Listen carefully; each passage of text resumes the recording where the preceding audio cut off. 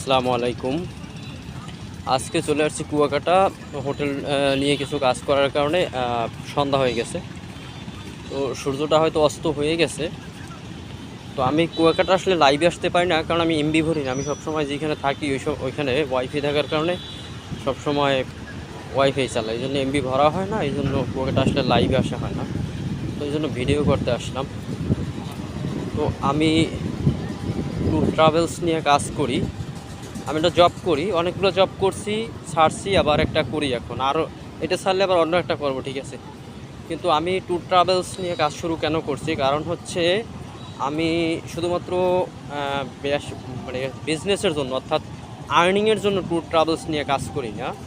যে আমি tour travels নিয়ে কাজ করতেছি আর আমি গেস্ট হোটেলে বুকিং দিয়ে দিতেছি, সেখান থেকে আমার আর্নিং হচ্ছে, এই জন্যই শুধু আমি কাজ করি, শুধু সেই জন্য না।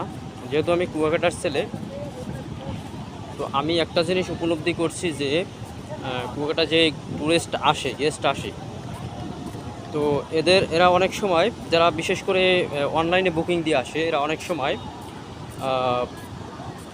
প্রতারণার শিকার হয় এবং অনেক সমস্যায় পড়ে। তো এই সমস্যাটা উপলব্ধি করতে পেরে আমি ট্যুর ট্রাভেলস নিয়ে কাজ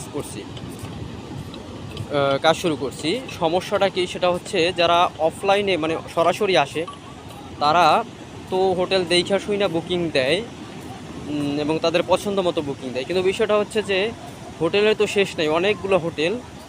তো কুয়াকাটা 0.200 গজ আগে থেকে হোটেল শুরু।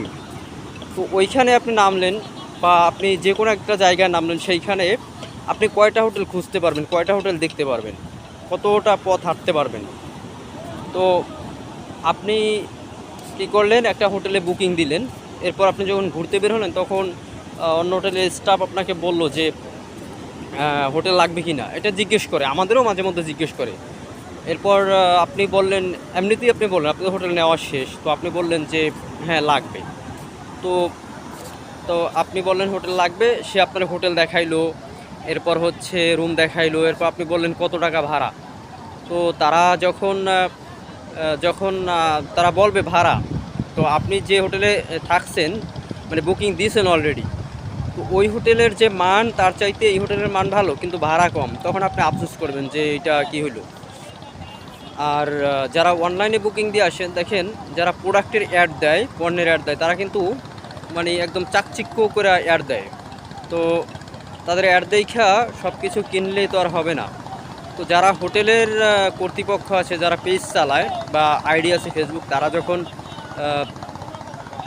অ্যাড দেয় অথবা ছবি দেয়, রুমের ছবি দেয়, তখন কিন্তু তারা কেউ তাদের হোটেলকে খারাপ বলবে না। কিন্তু হোটেল কোনোটা খারাপও আমি বলি না, মানে হচ্ছে হোটেল কুয়াকাটার শত শত হোটেল হচ্ছে, এর ভিতরে অনেক মানের হোটেল আছে, মানসম্মত বা আপনার বিভিন্ন মানের হোটেল আছে।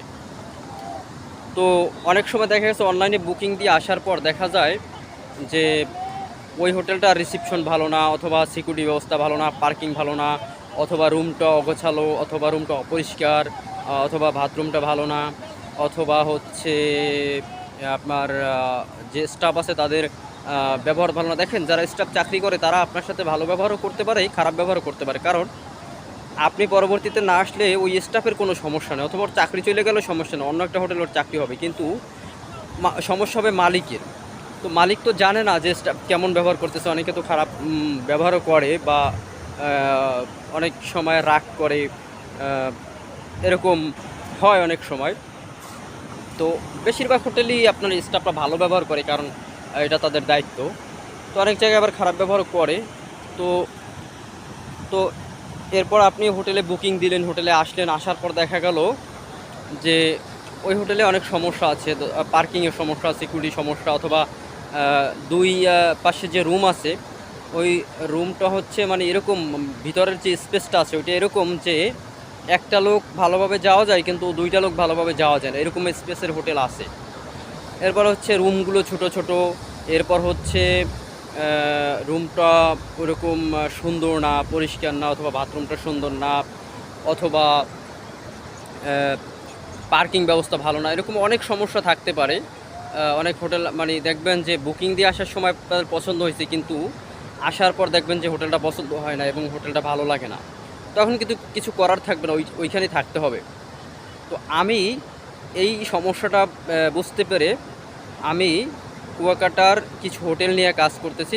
এটা হচ্ছে হাই কোয়ালিটি এবং মিডিয়াম কোয়ালিটি। আমি লো কোয়ালিটির কোনো হোটেল নিয়ে কাজ করি না এবং সেগুলো নিয়ে আমি কোনো কাজ করি। আমি হাই কোয়ালিটি কুয়াকাটার এবং মিডিয়াম কোয়ালিটি হোটেল নিয়ে কাজ করি এবং এর ভিতরে যেগুলো ভালো হোটেল, অর্থাৎ যেখানে সব ধরনের ভালো একটা সার্ভিস, ভালো একটা সুবিধা আছে, যেমন পার্কিং সুবিধা, সিকিউরিটি ব্যবস্থা, আচার-আচরণ, এবার রুমের কোয়ালিটি, বাথরুম ভালো, এরপর হচ্ছে আপনার দুই পাশে ভিতরে স্পেস ভালো, রিসিপশনটা ভালো, এরকম সব দিক বিবেচনা করে যে ভালো যেগুলো আছে সেই হোটেলগুলো নিয়ে শুধু আমি কাজ করি। তো আপনারা যদি আমার মাধ্যমে, আমার পেজের মাধ্যমে হোটেল বুকিং করেন, তাহলে আশা করি কোনো প্রতারণার শিকার হবেন না, ঠকবেন না এবং কোনো সমস্যায় পড়বেন না, এবং আমরা সেটা নিশ্চিত করব। তাই আমাদের মাধ্যমে হোটেলে বুকিং করতে পারেন